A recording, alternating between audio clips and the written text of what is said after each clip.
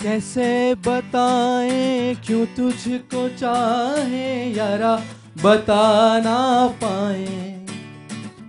बातें दिलों की देखो जो बाकी आंखें उन्हें समझाएं। तू जाने ना, तू जाने ना, तू जाने ना, तू जाने ना। हाल दिल की वफा का एतबार ही क्या, गुजरा जो कोई ख्वाब से दगा दे गया। बेताब है दिल धड़कने को, बेकरार हैं सांसें तड़पने को। कुछ बहके हैं कुछ संभले हैं कदम, तेरे हाथों में हाथ लेकर मदमस्त हवाओं पर चल रहे हैं हम। सर्दियों से की हैं कुछ बातें, चांद तारों से की हैं मुलाकातें। तेरा चेहरा लेकर आई हैं इस बार यादों की बरसातें। धूप सेंकते हैं गर्म निगाहों से हम, पलकों से छुपकर कब कैसे गुजर गए मोहब्बत के वो सारे मौसम। आपके साथ बिताए हुए पिछले 1 साल के उल्फत के कई रंग निखरे हैं और चाहत के कई रंग बिखरे हैं। सर्द आहों का ये सिलसिला आज सर्द फिज़ाओं में हम एक अनोखे अंदाज में आगे बढ़ा रहे हैं। कुछ दिलवाले हैं, एक लव गुरु है और मैं आपके दिल के सफ़र की हमसफ़र। और दिल के नगमे सुनाने के लिए, मोहब्बत के तराने गाने के लिए आज हमारे साथ ख़ास तौर पर शामिल हैं रूबल्स गिटार स्कूल से अमित और हमारे साथ हैं अक्षय। लव गुरु, आपसे शुरुआत करते हैं। पिछले 1 साल में हमने चाहत के कई रंग देखे हैं और ये जो मौसम गुजरा है प्यार का, कहते हैं कि प्यार का जो मौसम होता है उसमें भी सारे वही रंग होते हैं। बहारें होती हैं, पतझड़ होते हैं, धूप भी होती है और सर्दाहें भी होती हैं। आप क्या कहेंगे, प्यार का ये मौसम, कौन सा मौसम सबसे बेहतर होता है? मनीषा, प्यार के लिए मेरा मानना है कि कोई मौसम की पाबंदियां नहीं होती। प्यार, अगर आप प्यार किसी से करते हैं तो कोई भी मौसम हो आपके लिए वो बहुत खूबसूरत हो जाता है। मगर हाँ, जैसे आपने ज़िक्र किया कि हर मौसम स्पेशल ज़रूर होता है उन दो इंसानों के लिए जो प्यार में हैं। वैसे ही सर्दी का मौसम भी एक बहुत ही स्पेशल मौसम है जी, प्यार और वालों के लिए। सर्द आहें हैं और कुछ गर्म निगाहें हैं। यहाँ पर जवां दिलों की दिल धड़क रहे हैं। आदित्य हमारे साथ हैं। आदित्य, क्या आपका दिल कभी धड़का है? जी हाँ। और आप आपके दिल के धड़कन का कोई राज हमसे शेयर करना चाहते हैं? ऐसा कुछ नहीं मैम, थैंक यू। लव गुरु, आदित्य जैसे अपने दिल की बात बयां नहीं करना चाहते हैं, क्या आपको लगता है कि मोहब्बत में ऐसा होता है कि हम राज दिल को दिल के अंदर छुपा कर रखना चाहते हैं? ये भी क्या कोई दिल की फितरत होती है? बिल्कुल होती है मनीषा, और उसके कई रीज़न्स होते हैं एट टाइम्स। इनके क्या रीज़न्स हैं वो मैं नहीं यहाँ पे स्पेसिफाई करना चाहूँगी, बट हर इंसान के अपने अपने रीज़न्स होते हैं। कई घबराते हैं लव का इज़हार करने से, प्यार का इज़हार करने से, क्योंकि उनको ये मालूम नहीं होता कि आगे वाले का रिएक्शन क्या होने वाला है, वो किस तरीके से उनके इज़हार को लेगा। तो एक ये, इनफैक्ट ये एक बहुत बड़ी वजह है जिस वजह से लोग कतराते हैं अपने प्यार का इज़हार करने से। इस वक्त सारा हमारे साथ हैं। सारा, आप बताइए, क्या आप कभी कतराई हैं? क्या आपको कभी डर लगा है अपनी दिल की बात किसी से शेयर करने में? जी हाँ, बिल्कुल डर लगा है मुझे। मैं एक कमिटेड रिलेशनशिप में हूँ पिछले 2 साल से, एंड शादी की बात नहीं हुई है अभी तक हमारे बीच। और मैं चाहती हूँ कि मैं शुरुआत करूँ, पर किस तरह करूँ समझ नहीं पाती हूँ। तो कुछ अगर आप मुझे बता दें। ओके, देखिए, जब दो इंसान कमिटेड रिलेशनशिप में होते हैं तो जाहिर सी बात है अगला कदम है शादी। और ऐसी सिचुएशन में अगर आपके बॉयफ्रेंड पहल नहीं कर रहे हैं तो instead of direct approach initially, पहले इनडायरेक्ट अप्रोच अगर हम ट्राई करें तो वो बेटर होगा। और इनडायरेक्ट अप्रोचेज़ में बहुत तरीके हैं। अगर आपके आसपास कोई ऐसा कमिटेड कपल है जिसने अभी फॉर्मलाइज़ की है अपनी रिलेशनशिप, उसके बारे में आप बहुत कीननेस से बात कर सकती हैं। आप फ्यूचर प्लान्स के बारे में बात कर सकती हैं अपने और अपने बॉयफ्रेंड के, और हिंट्स दे सकती हैं उनमें कि आप क्या चाहती हैं इस रिलेशनशिप से। एंड इनडायरेक्टली अगर आप इंडिकेट करती हैं तो डेफिनेटली अगर वो भी उतने ही कमिटेड हैं जितने आप हैं, वो डेफिनेटली शादी आपके करेंगे क्लूज को और बात पिकअप आगे करेंगे। बढ़ाएंगे। बिल्कुल जी बिल्कुल। किशोर, आप कुछ कहना चाहते हैं, कुछ पूछना चाहते हैं? आप लव गुरु इस वक्त हमारे साथ हैं। मेरी एक समस्या है कि मैं एक रिलेशनशिप में था पिछले 3 साल से, ओके लेकिन उसके बाद कुछ पारिवारिक स्थितियों के कारण हम लोग अलग हो गए। ओके।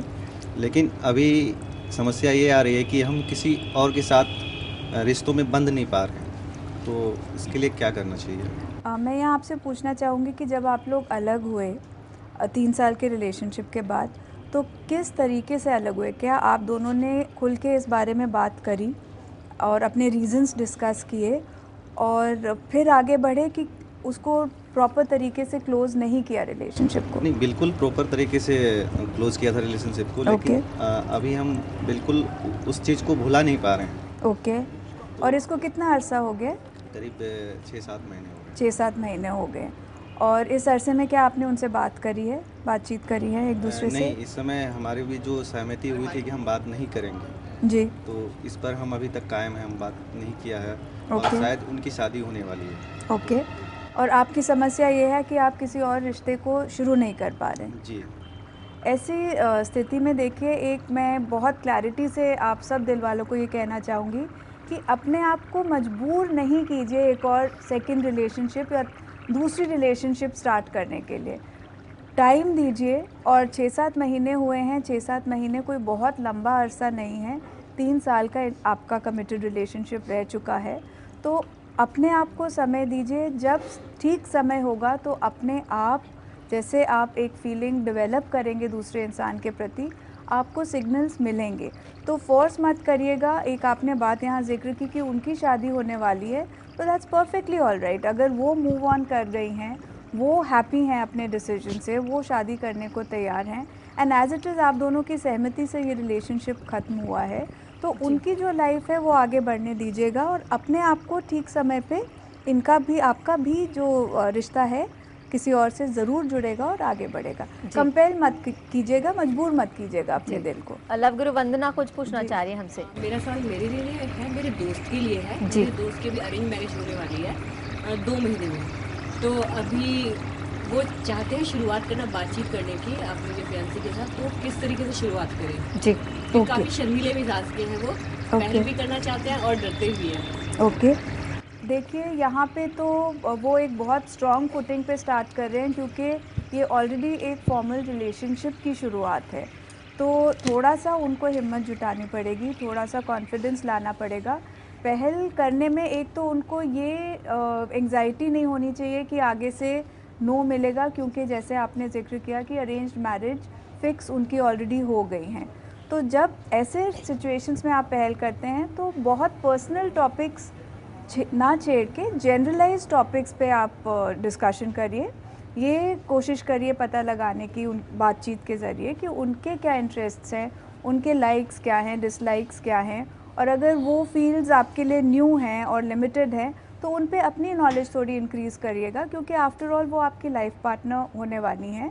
और उनकी जो इंटरेस्ट एरियाज़ हैं उनके बारे में अगर आप अपनी इन्फॉर्मेशन थोड़ी बढ़ा लो, तो इसमें कोई हार्म नहीं है। और इस पहलू से अगर आप स्टार्ट करें, तो धीरे धीरे थोड़ा सा उनका भी जो रिजर्वेशन है वो हटेगी, एंड नेक्स्ट लेवल पे जो पर्सनल थोड़ी बातें हैं वो आप खुल के एक दूसरे से कर पाएंगे। जी। दिल के सफ़र को जारी रखते हैं। एक और हमारे साथ दिल वाले हैं जो कुछ कहना चाहते हैं। संजीव, आप कुछ कहना चाह रहे थे? मेरा सवाल यह है कि एक जनरल सवाल है मैम जी। कि आज के दौर पे जिस तरह से हमारी ज़िंदगी एकदम प्रोफेशनल होती जा रही है, और इसी बीच लोगों के पास बहुत कम टाइम है प्यार करना या प्यार का इकरार करना। जी। अगर हो भी जाता है तो आपके बीच में आपकी प्रोफेशनल लाइफ आ जाती है। जी जी। जाने कि आप अगर आप किसी लड़की से कमिटेड हो, लड़की बाद में बोल दे कि नहीं, पहले तो एक 1.5 साल 2 साल रिलेशन चलाएंगे, उसके बाद बोलेंगे कि नहीं आप मेरे काबिल नहीं हो, तो आपको आप उस स्टेटस के नहीं हो जिस स्टेटस से मैं बिलोंग करती हूँ। तो जो 2 साल रिलेशन में होने के बाद में आप धीरे धीरे अपने डिस्टेंस क्रिएट करना शुरू कर देते हो। क्या वो प्यार नहीं था, या फिर उस व्यक्ति का उनको बाद में पता चला और फिर वो धीरे धीरे सेपरेट हो जाते जी। हैं। क्या कारण है आज की सोसाइटी में ये दिन ब दिन बढ़ता जा जी। रहा है? जी, मतलब लव गुरु उनके कहने का मतलब यही है कि ये इन्होंने जो उठाया है वो आज का प्रैक्टिकल सवाल है। हकीकत यही है जी। कि लोग ये सोचते हैं कि अपना करियर पहले बना लें, जी। यूज़ करें लोगों को अपने करियर के लिए, जी। और जैसे ही देखते हैं कि इनके करियर मेरी प्रोफाइल दोनों में बहुत फ़र्क है तो फिर अलग होना पसंद करते जी हैं। जी। देखिए यहाँ पे मैं यही कहना चाहूँगी, अगर ये सिचुएशंस जिन यंगस्टर्स के साथ हो रही है उसमें दो चीज़ें देखी गई हैं। एक तो ये पहल करना और ये बोलना कि हाँ हमारा जो रिश्ता है वो एक लव रिलेशनशिप है, वो यंगस्टर्स बहुत जल्दी करने लगे आजकल, विदाउट रियलाइजिंग या विदाउट एक वो डेप्थ होना कि हाँ मैं वाकई इनको तहे दिल से चाहता हूँ, मैं इनसे प्यार करता हूँ और मैं सिर्फ चाहता हूँ, मैं इनकी एक पर्सनालिटी है, इनका एक नेचर है जो मुझे बहुत पसंद है और हो सकता है अगर मैं इनको और करीबी तौर से जानूँ हमारा एक लॉन्ग टर्म रिलेशनशिप हो सकता है। ये दो अलग अलग चीज़ें हैं। तो एक रीज़न ये भी हो सकता है कि बहुत जल्दी अगर आपने ये बोल दिया है, कमिट कर दिया है कि हाँ हम आपसे प्यार करते हैं, तो कुछ अरसा कुछ समय बीतने के बाद ये एक पहलू आपकी रिलेशनशिप में आएगा ही आएगा। दूसरा, जहाँ पे करियर डोमिनेटिंग होता है तो हमें ये मान के चलना चाहिए हाँ ऐसे इंसान होंगे लाइफ में जहाँ पे एक स्टेज पे आके अगर प्रायोरिटीज़ के बीच में चूज़ करना पड़े तो कई लोग प्यार के ऊपर अपना करियर उनके लिए ज़्यादा महत्व रखता है, उनकी वो प्रायोरिटी है। तो अगर यहाँ पे प्यार भी रहा है एंड प्रायोरिटी में किसी के लिए करियर ज़्यादा ज़रूरी है तो दूसरे इंसान को उनका एक डिसीजन रिस्पेक्ट करना पड़ेगा। हर्ट डेफिनेटली होगा, जब भी कोई एक अच्छा रिश्ता टूटता है वहाँ पे दर्द होता ही होता है, मगर ये मान के चलना कि नहीं हम क्लिंग करेंगे या हम में कोई खामी है वो गलत हो जाता है। ऐसे सिचुएशन में अपने पे भरोसा रखें एंड ये मान के चलिए कि वो उनका चॉइस था एंड वर्कआउट अगर नहीं हुआ तो मुझे वो उनका डिसीजन रिस्पेक्ट करना है। मैम मेरा एक सवाल है कि किसी रिश्ते को समझने के लिए क्या कोई एक टाइम फ्रेम होना चाहिए कि इतना टाइम दे तो इसमें समझा जा सकता है, या कि कोई एक टाइम पीरियड क्या बांधा जा सकता है इसमें प्यार के रिलेशन? ये बहुत ही एप्ट सवाल है। एक्चुअली में अगर हम टाइम फ्रेम मान के चलें तो बहुत मुश्किल है डिफ़ाइन करना कि वो टाइम फ्रेम क्या है। क्यों मुश्किल हो जाता है? क्योंकि हर इंसान अपने रिलेशनशिप में कितना ओपन है, कितना ट्रू है, वो बहुत मायने रखता है। अगर डे वन से आप जो हैं वही पोर्ट्रे कर रहे हैं तो आप एक दूसरे को बहुत अच्छे ढंग से बहुत कम समय में जान लेते हैं। तो ये टाइम फ्रेम मान के अगर हम चलें कि हाँ 6 महीने में मैं जान लूँगा या 1 साल में मैं जान लूँगा, वो वर्क नहीं करता ह्यूमंस के मामले में, बिकॉज एवरीवन इज़ डिफरेंट। मगर मैं ये ज़रूर कहूँगी कि जब तक आप श्योर नहीं हैं तब तक ये मान के चलना कि हाँ ये प्यार ही है, वो नासमझी होगी। जी मैम मैं एक सवाल करना चाहती हूँ आपसे। जैसा हमारे दोस्त ने कहा कि कई बार ऐसा होता है कि हम एक काफ़ी लंबे रिलेशनशिप में होते हैं, उसके बाद सडनली ऐसा लगता है कि नहीं करियर इम्पोर्टेंट है या वॉट एवर रीज़न आपको लगता है, ये जो पहलू है किसी भी रिश्ते में क्यों उठता है कि एक वक्त होता है हमें एक इंसान बहुत अच्छा लगता है, हमें लगता है कि हम उसके बिना जी नहीं सकते, और विद इन नो टाइम एक ऐसा स्टेज आता है कि हमें लगता है नहीं ये नहीं, इससे बेहतर ये है। ये हम लोग क्योंकि हम यंगस्टर्स हम लोग फील करते हैं, मी बीइंग अ गर्ल मैं फील करती हूँ कई बार। ये इसके क्या रीजंस हो सकते हैं? इसके रीज़न सारा बहुत सिंपल हैं। हम ये भूल जाते हैं कि हम as a human being constantly change हो रहे हैं। हम जो 5 साल पहले थे आज हम वो सेम इंडिविजुअल नहीं हैं।